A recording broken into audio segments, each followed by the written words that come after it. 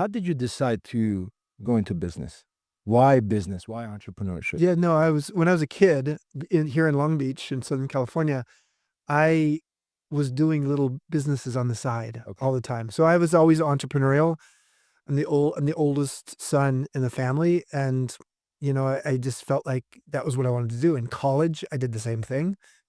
So I went to business school. I went straight from undergrad into business school, partly because some of the jobs I wanted out of undergrad required an MBA, and I could go straight in, which was unusual because I was 21 years old when I actually started Stanford Business School. And by the time I was 23 and I graduated, I was like, okay, I want to be an entrepreneur when I grow up. And within 2 years, I'd started my hotel company. So what I love about business and entrepreneurship is I love being creative and I like the freedom.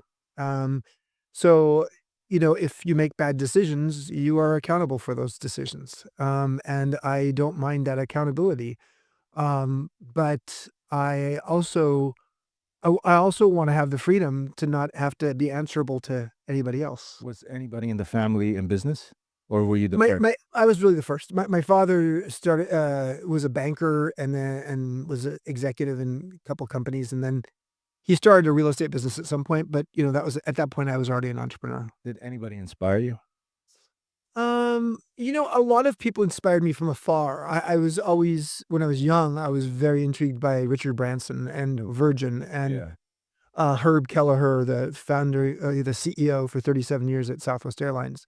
So there have been people I really admired in business, and I wrote a book. My first book that I wrote was called The Rebel Rules: Daring to Be Yourself in Business, and I profiled 16 different entrepreneurs who were rebels. Because frankly, when I wrote that book, which was almost 30 years ago, I saw that there was a whole new brand of business people arriving, the rebels. And prior to that, business people were sort of like, okay, they had to be dressed in a suit and they sort of had to toe the line. And all of a sudden there was a collection of people, whether it's Steve Jobs or Lee Iacocca, at Chrysler, or even Oprah Winfrey. She's an entrepreneur. And these entrepreneurs were saying like, okay, no, I'm going to do it on my terms. And so that was intriguing to me. Suits turned into jeans and t-shirt. Well, that's what's happening in California for sure. Yeah. Do you think it's mostly because of the tech companies, technology In entrepreneurs? terms of why we're more casual, Yeah.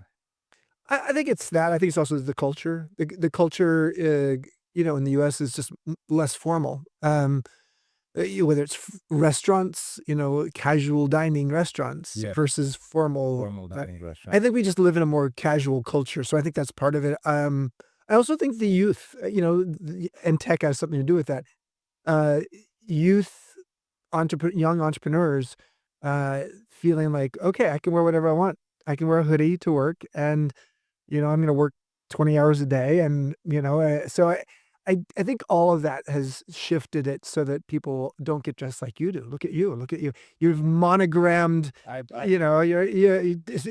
my way of respecting my guest. Yeah. No, I You appreciate this. I hope I'm not too underdressed, but I'm okay. you're not I'm okay. I'm okay. you look great. I didn't show up in a hoodie. Was there a single entrepreneur or businessman that you looked up to and wanted to be like him? I know you mentioned Richard Branson. Was he somebody that you looked up to? Yeah, Richard Branson wrote the foreword for my first book, and so I had to work at getting him to do that. I was very entrepreneurial in getting him because I would fly around the country to when he was writing a book. He wrote a book called Losing My Virginity, and I would go around the country and stand in line to have him sign my book. And then after three times, he was like, "I've seen you somewhere else, haven't I?" And I said, "Yeah, yeah, and I want to tell you about this book I'm writing, and I want you to write the forward."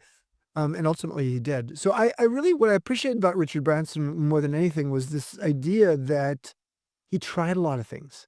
Not all of them succeeded. He saw the value of a brand in Virgin. He also saw the value in unique publicity. He was the brand, and the videos of him just doing all kinds of crazy shit. Dressing up when he did Virgin Yeah. Bride, dressing up like a bride, and all kinds of interesting things that he would do to get publicity. But he was also a very likable character. Do you think you just mentioned something both about yourself and Richard Branson? Yeah. It took you 3, 4 times to go and see him. in order for him to recognize you and possibly, Yeah, potentially, you were hoping he would write the forward in that's your right. book.